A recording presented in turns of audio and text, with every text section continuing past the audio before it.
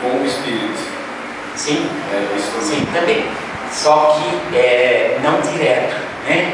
Não direto. Tá? Ele tem necessariamente o duplo etérico, né? Ele tem essa interface, ele não faz essa ligação direta. Por isso que eu entrei na questão da junta, entendeu? Tá? Porque as carcaças não são colocadas umas com as outras sem que haja realmente algo que amortece, algo que faça essa interface. Quando me contaram isso, quando eu vi, né, eu sou estudioso da minha esposa, nesse sentido, mas assim, quando eu vi é que assim, o perispírito seria a interface entre o corpo e o espírito. Não se colocou nesse momento a existência do duplo etérico. Então, mas assim, existe, eu não sei se eu estou confundindo, existe todas essas partes. Existe o duplo etérico, existe o perispírito, existe o espírito e o corpo físico. Isso, são quatro partes. Mas aí, necessariamente precisa ser respeitada, né? Que aí é o corpo físico, o duplo etérico, o perispírito e depois o espírito. Ou tem outro duplo etérico? Não. É o único duplo etérico. O duplo etérico porque ele separa a matéria da matéria mais espiritual. Quer dizer, o duplo etérico ele tem ele serve de interface entre uma matéria sutil e uma matéria mais densa, mais bruta, né? Tá? Então essa interação existe e o duplo etérico ele tem várias funções. Entre a maior delas é realmente garantir a energia necessária para o corpo físico, consequentemente para o organismo, tá? E dá realmente vitalidade, né? Ele repassa essa vitalidade, né? O duplo etérico, ele, quanto ao falecimento do corpo físico, né? O duplo etérico, ele permanece durante um período de tempo, né? Então falece o corpo, a morte física, né? E o duplo etérico ainda se mantém ali, junto com o corpo, né? Junto com o corpo.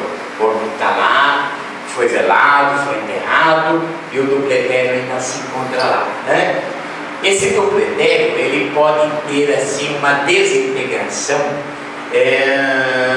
dentro de um prazo que não é um prazo fixo para todo mundo, tá?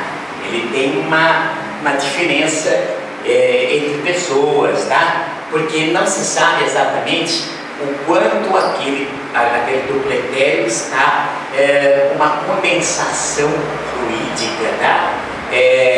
A capacidade da energia que está acumulada ali, né? Então isso pode depender de dias, né? Tem alguns casos que chegou até horas, né? Mas pode depender de dias, às vezes até meses, né? Tá? Depende, né? E aí então acontece a desintegração que nós conhecemos como o fogo facto, né? É aquela desintegração e aquela explosão, né? Que vocês poderão assistir no cemitério, normalmente entre 11 horas, meia-noite e algumas horas da madrugada, né? Então, se vocês quiserem, né? O cemitério Perus fica aberto até a noite toda, né? Então, aquele fogo facto. Então, quem ver, quem assistir, vai poder presenciar aquela explosão luminosa, né? Certo? Uma explosão luminosa, uma coisa como se fosse um flash, né?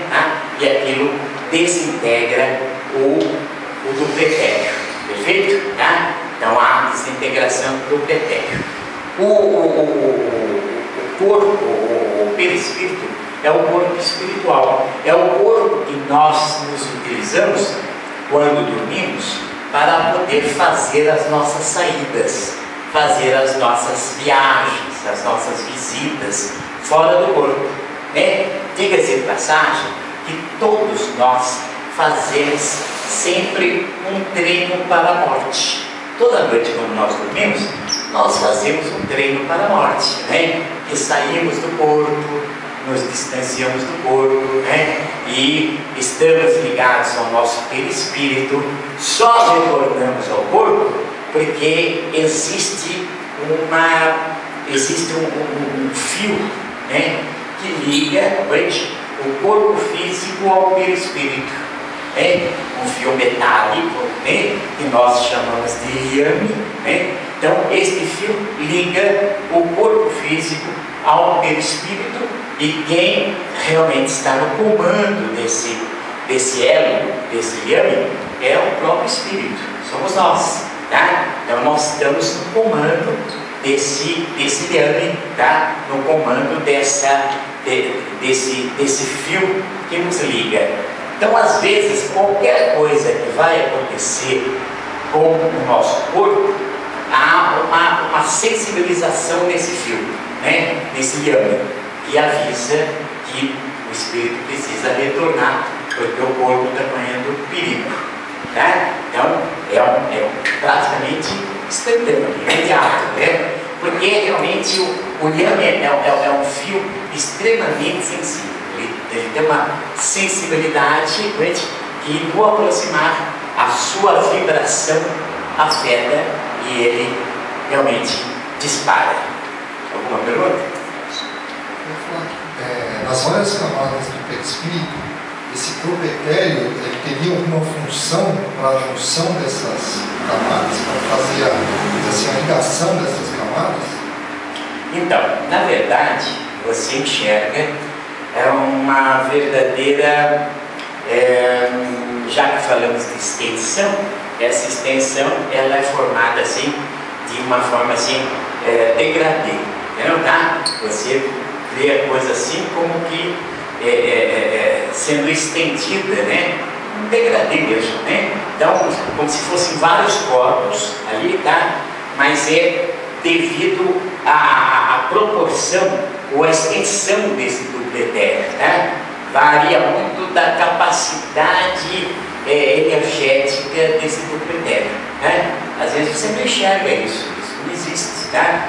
Mas em alguns casos isso é bem claro, bem extensivo, mas não que obrigatoriamente tenha que ter esta formação em degradê. Isso varia, por exemplo, do nível de evolução de cada pessoa. Por exemplo, o Chico Xavier ele tinha uma luz que emanava um período grande, bem maior do que as pessoas comuns, entre aspas, né? É dessa forma que isso se comporta em função do nível de evolução de cada espírito. Exato, isso está ligado à evolução, né? Está ligado à sua potencialidade, né, vibratória, tá? Se eu pegar aqui um auriméter, né, que é um equipamento que mede a aura, né, você vai ver que eu vou medir a aura das pessoas aqui e nós vamos ver que há uma variação muito grande, né? Existem pessoas que eu vou ficar aqui medindo lá para a freguesia do Ó, para Brasilândia e está medindo, vai lá. Não, Brasilândia não chega lá, entendeu? Então, o que acontece? Realmente vai depender, né, de pessoa para pessoa, né? E necessariamente esbarra nisso que você falou, evolução, né? Que é aquilo que o Espírito emana, né? É aquilo que o Espírito emana. Se ele realmente for uma criatura espiritualizada, uma criatura que traz sentimentos nobres, ele emana coisas positivas. A emanação dele é maior do que uma pessoa, talvez, que tenha uma vida um pouco mais desregrada, tal, entendeu? Quando eu cheguei perto do Albert Sabin, eu realmente fiquei extremamente impressionado, entendeu? Porque o homem vibrava numa faixa que eu estava mais ou menos uns 100 metros, eu já estava sendo tocado pela vibração dele, entendeu? Da forma como ele emanava, né?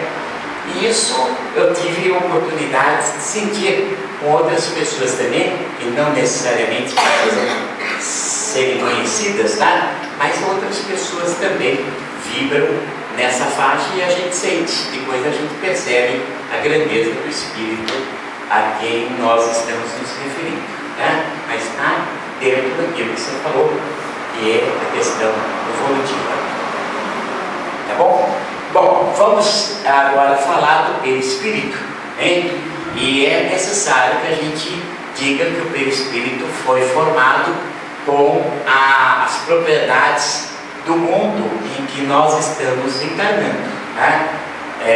Ele está de conformidade com o mundo que nós vamos passar a viver, né? É como, por exemplo, se eu for para o fundo do mar, eu me revisto com que tipo de roupa? Né? Borracha. Não, mais ainda, mais profundo. Mais